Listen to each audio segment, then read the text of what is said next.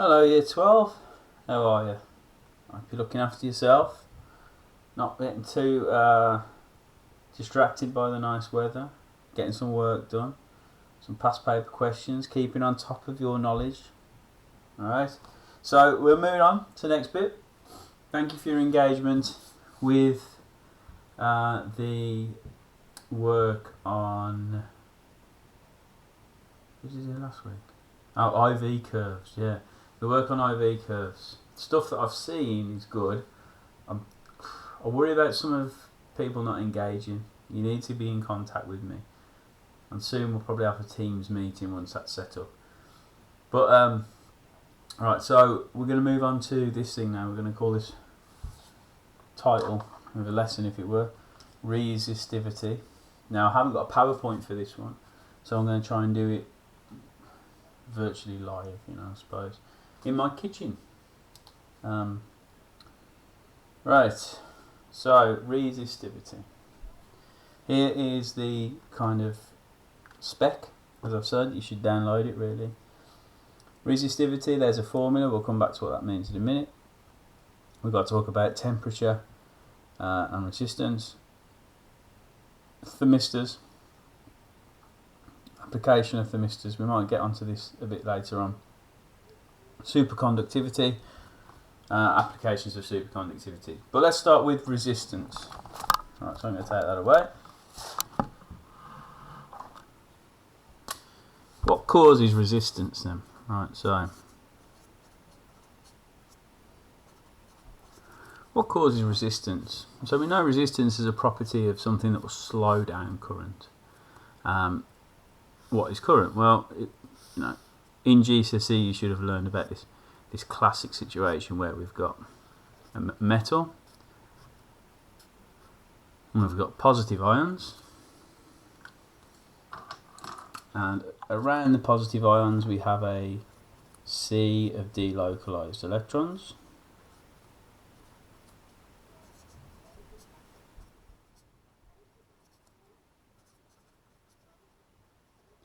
Delocalized electrons, and they're just swimming around. Free electrons are sometimes called as well, and they don't really go in any particular direction. They just sit around the host ion, just doing their thing, right? Until we apply a potential difference. So if I say, right, I'm going to put potential difference of positive over here and negative over here, and we'll call that potential difference. I don't know, 3 volts doesn't really matter, does it? Right, so there's a potential difference there. The electrons now will push away from the negative end here. They'll push away and go towards the positive, and they'll get drawn towards the positive, which means that the electrons will naturally flow in that direction. Okay, happy with that?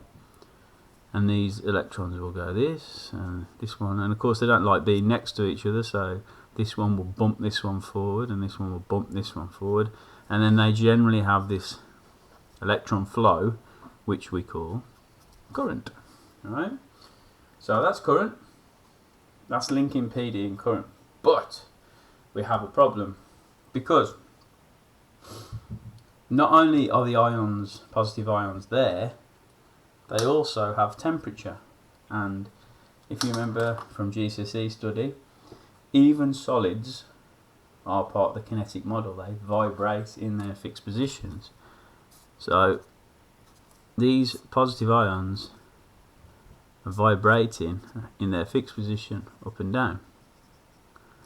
Does that make it easier for the electrons to get through? Well, no, of course not. I often use the analogy of, at school, you walk down the corridor, you are the electrons, and the little year 7s are the positive ions, and of course they're jumping around. Do you find it easy to get through? No. There's a resistance to your movement, and it's very similar to that in the electrons. And that kind of resistance to the flow of the electrons given by the material itself is known as the resistance. Okay? Right, now we've got that down, I want you to consider this thing we call resistivity.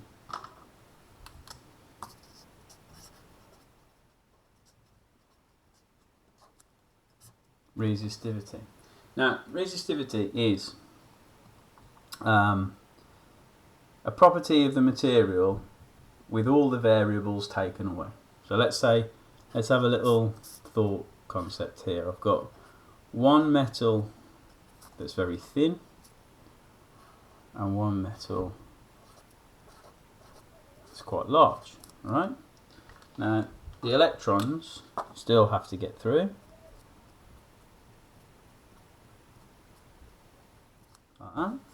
Which one will more electrons get through?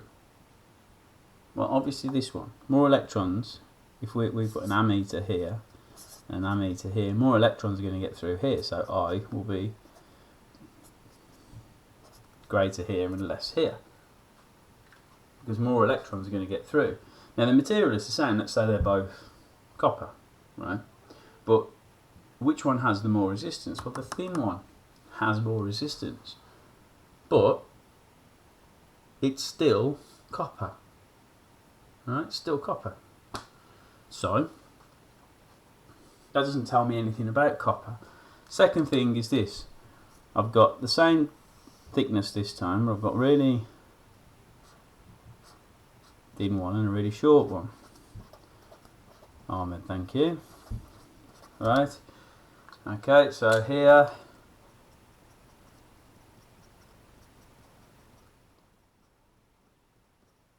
there we go. Which one is going to, if we're one electron, this is one electron, this is you at the start of the corridor, which one are you going to find it easier to get through?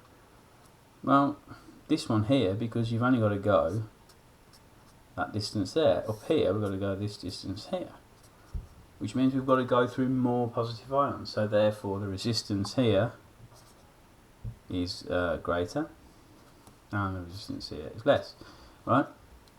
So that tells me nothing about the copper too. Therefore, the resistivity is with this concept of the length and the area just taken away, right? It's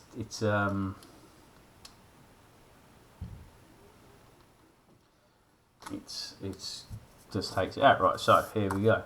Sorry, I have to think as well. Resistivity formula then. I'm going to send you some questions to have a go at, just to keep you tight on this. This is the Greek letter rho, R-H-O. We use it for density as well, which can get confusing. But in electricity, it's used as the Greek letter for resistivity. Equals capital R, well, that's resistance for that particular arrangement. A over L, right? So A here is the cross. This pen's going, shame. Sectional area in meters. Do you reckon? Squared, yeah. This is resistance in ohms. Come on, you should know that one. And this is length in meters, of course, right? So what we're saying is rho will equal the resistance if the cross-sectional area is a metre squared and the length is 1 metre. But a 1 metre squared cross-sectional area is quite big, and 1 metre in length is not that long, but this wire would be huge. And it wouldn't be a wire, would it? It would basically be a barrel or a cylinder. So therefore,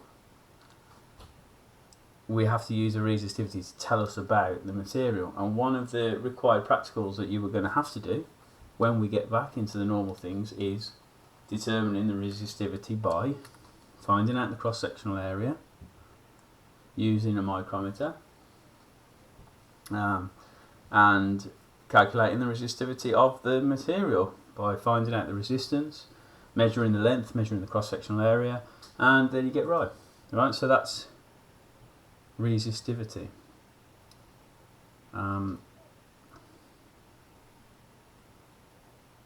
Okay. I'm going to go on to now. As I say, I'm going to send some questions on that. So I'm going to go on to now about temperature and the difference between temperature in a wire and temperature in a thermistor. Right. We talked about the wire being a collection of, I'll have to move away from this pen in a minute, positive ions and electrons, right?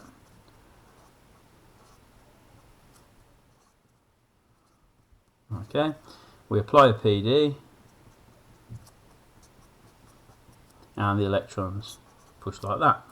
But the one thing that causes some resistance is the fact that the ions are vibrating in their fixed position. Now, thinking back to when you studied it at GCSE, the amount of vibration in a solid, particles in the kinetic model, is determined by the temperature. So if I have a high temperature,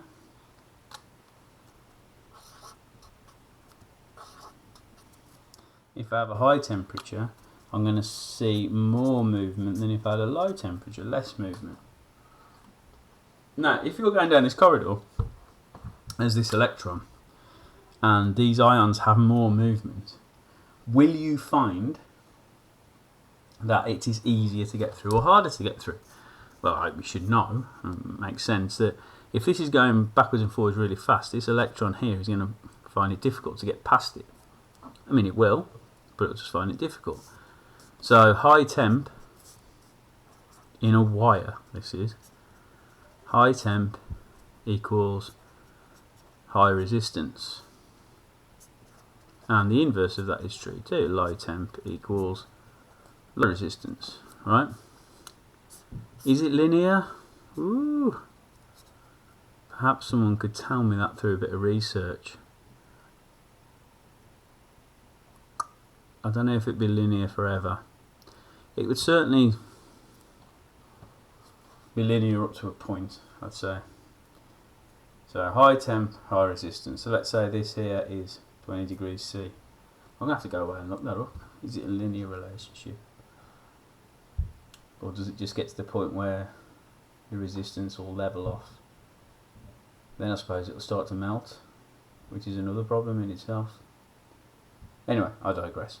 Right, so high temp, high resistance, low temp, low resistance. So let's say we take this point here at 20 degrees. If we heat it, this is about room temperature of course, if we heat it up, it gets higher and higher and higher, and if we cool it down, it gets lower and lower and lower. But now we've got a concept we can think about. If, and we'll do a bit more of this at thermal physics in year 13, if we cool down the material, the oscillations get less and less and less.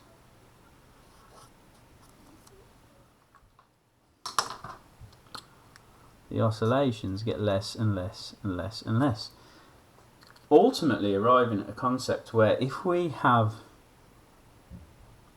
zero temperature, which is 0 Kelvin, which I think at GCSE you do, minus 273 degrees Celsius, it's called absolute zero.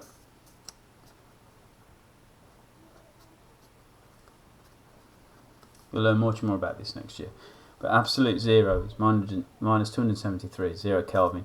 It's a theoretical point at which these particles have no energy left at all. Alright? Now, I had a mate who was cooled down to minus 273. Don't worry, he's okay now. He wouldn't be, he'd be dead. But that's a joke. Right? So So at this point, at 0 Kelvin, absolute zero, what's the resistance?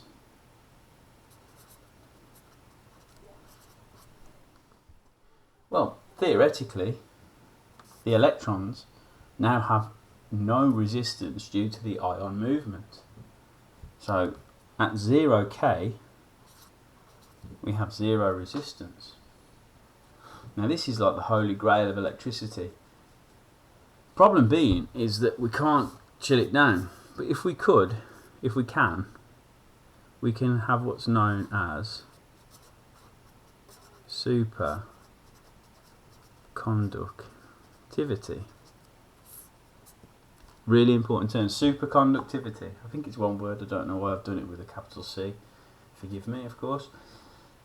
Superconductivity is basically where you have zero resistance, so your current is huge. And there are applications of this. Some of you will know about the Large Hadron Collider.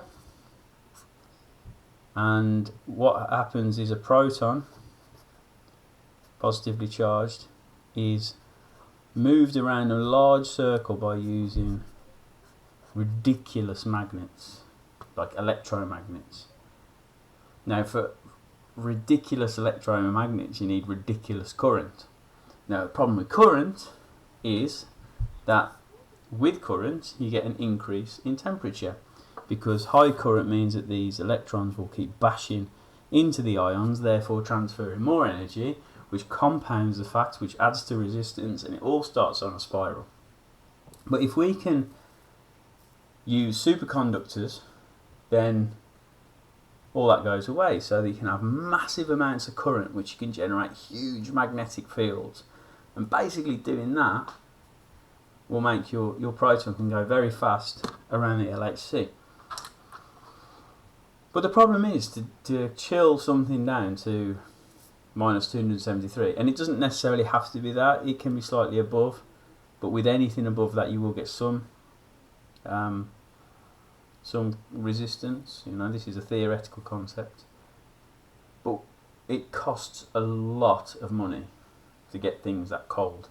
As I say, the holy grail is for a superconductor that works at room temperature, because imagine the scenario, you know, you've got these national grid,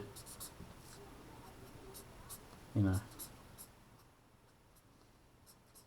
on the national grid you've got these aluminium wires that transfer the electricity, but they get hot because of the current. I mean, they're quite efficient because of transformers and whatnot, more of that in a future day, but imagine the scenario that we could use a material that would be superconductivity, super zero resistance, 0 ohms. You get no heat losses. It'd be brilliant. That's just one application. There'd be loads. But one application that we use now is, as I say, to make strong magnetic fields. Very strong. Strong, very. I mean, we're not talking about picking up paper clips here, you know, that you do in school. We're talking about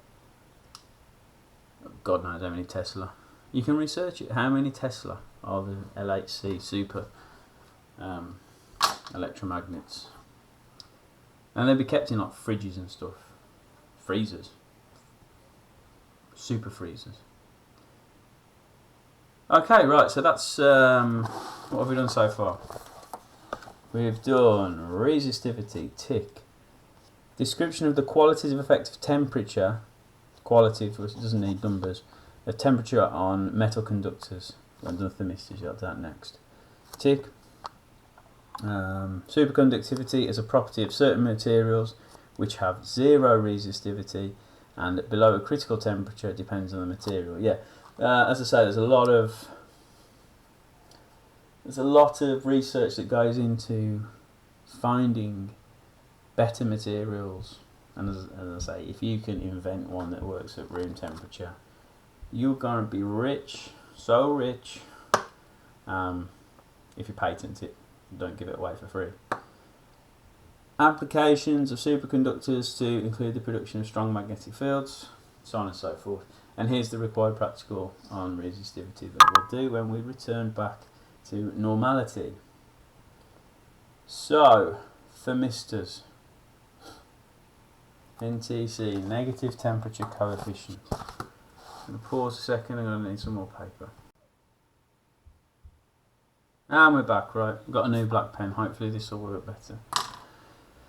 Right, thermistors then. So, a thermistor, can you tell me the symbol for a thermistor?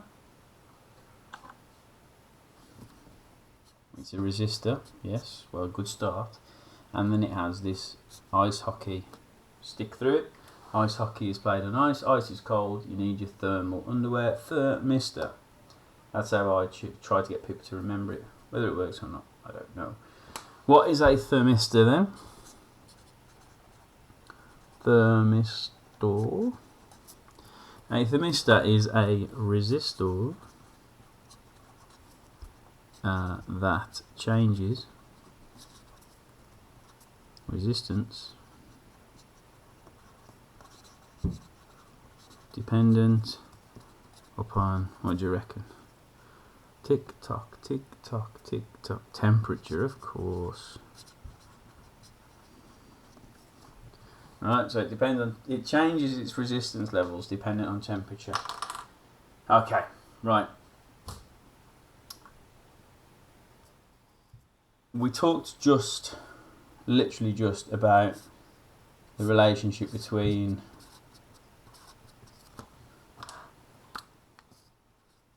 temperature and resistance in a wire, where as the temperature goes up, these ions go up and down, which makes the resistance increase. So temp against resistance increases.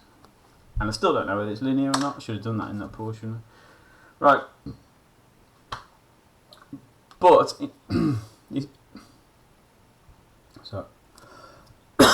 sorry, COVID. So I haven't promised. Not that you'd mind, I suppose. Right. This is just in a wire. What happens is a lot of people get confused about the two relationships here. In a wire, as temp increases, resistance increases.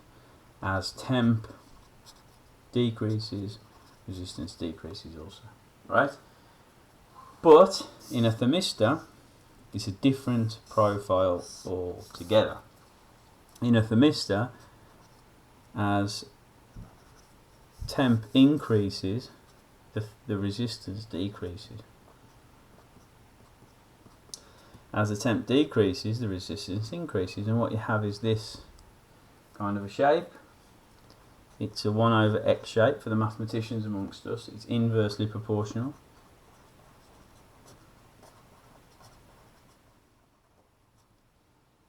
Alright? Which means, and I'd like you to kind of get this into your head because this is important, as temperature increases, resistance decreases. As temp decreases, resistance increases. Alright? Now, it's the same happens, just as an aside, the same happens with resistance and light levels in an LDR, a light dependent resistor. They both have that profile of inverse proportionality. So as the way I like to say is as the thing that you are measuring goes up, the temperature goes down. The resistance goes down. All right. So as the thing you're measuring goes up, the resistance goes down. Now, in terms of temperature, then this is pretty much the opposite pattern between the wire and temperature, the thermistor. It's in the way it's constructed. It's probably made of some sort of semiconducting material, where maybe the temperature makes things flow easier, maybe opens the gaps up more. I'm not sure. That's something you can research as well. All these things you need to find out from me, you lucky things. Alright? So that's a thermistor. That's its resistance profile. This is called negative. This is what's on the spec. Temperature coefficient, which sounds wonderfully technical, doesn't it? NTC. Now they're the only type that AQA is saying that they're going to consider. So you'll never have a positive temperature coefficient where it's the same as the wire, you know. You're only going to end up with this profile. Okay? Just the final thing now, applications of thermistors. Any ideas? Come on, good have one. Okay. We use them in potential dividers a lot, which is a lesson in itself. But let's just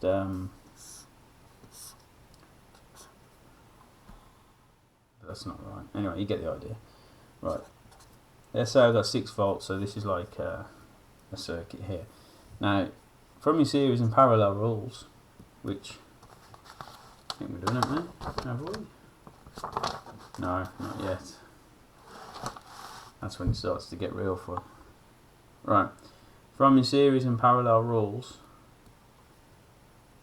as we come from the 6 volts to the thing, it's going to share that 6 volts across there. So let's say if these are equal resistances, we have 3 volts and 3 volts. It will lose 3 joules per coulomb to there, and it will lose 3 joules per coulomb to get to there. So it loses overall 6 joules for every coulomb, 6 volts. What about though if the resistances are different? If this one is, let's say, 100 ohms, and this one is 50 ohms, well, it's going to take 2 times the work to get through there than that one. So it's going to go 6 volts before and 2. Alright, so the 6 volts is shared, not always equally, but based upon the temperature of that. Let's say this is for a heater then. I'm going to draw it again. I've got a circuit in here for a heater. Let's try to get this right that time. That's better, isn't it? Right, okay, and this time I'm going to tap this off and I'm going to bring it to a heater that comes in at a specific voltage. So I've got 6 volts, which is not going to really heat anything, let's face it, but here we go. So what's going to happen to this? So in the situation that it is cold and it is hot, you have a little think. Pause it if you want to have a little think. Did you have a little thing? Right. So let's say this is hot. If this is hot, the resistance of this is going to go down. And if the resistance of this goes down, then it will have less of a share of the potential difference. So let's say you'll have 5 volts and 1 volt. Will the heater come on? Well, if it's only 1 volt, maybe not. So heater off. Which kind of makes sense, doesn't it? Because would you want the heater on if it was hot? Oh, no, you wouldn't, would you? Right, so what about the inverse of it, if it's cold? Right, if it's cold, then the ratio of these two resistors is going to change. And let's say it now changes to this. If it's cold, what's going to happen to the resistance of this? It's going to go up, which means its share of the potential difference is going to go up. Which means now we've got 5 volts across the heater. Does the heater come on? Well, let's say yes. Let's say it's got a threshold of like 3 volts, whatever. Yeah, and then the heater will come on. So we use thermistors in potential dividing circuits, and potential dividing circuits, and we call these sensing circuits.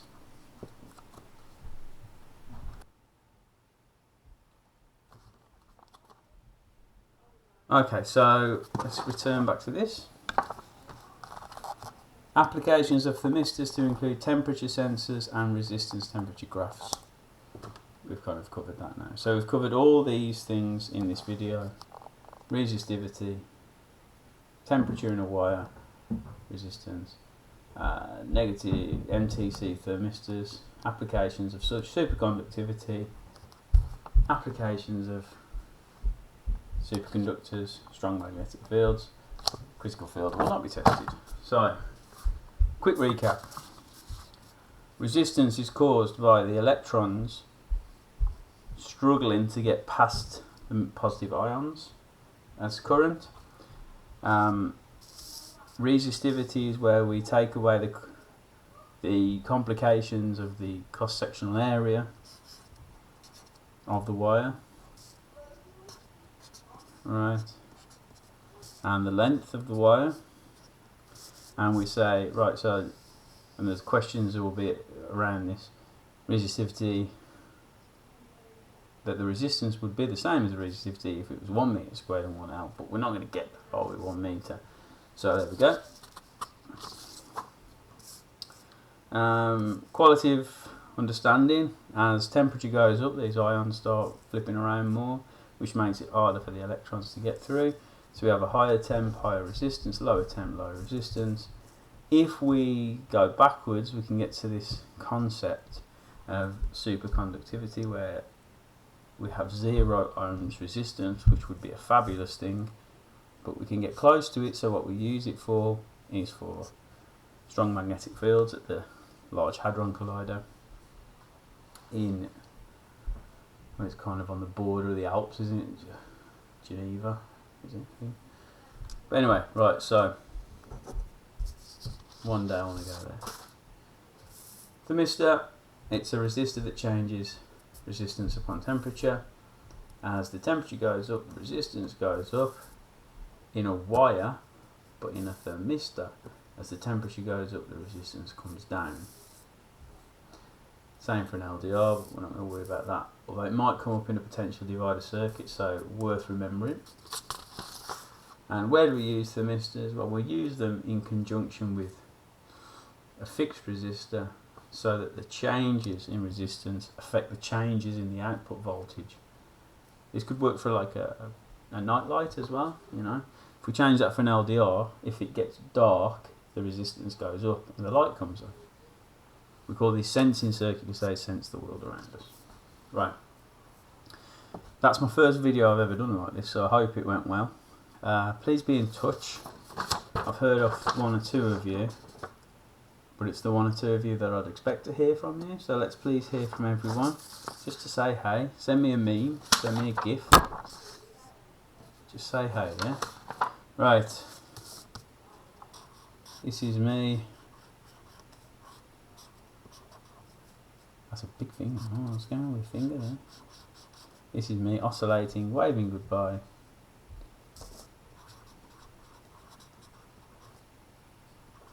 And see you later.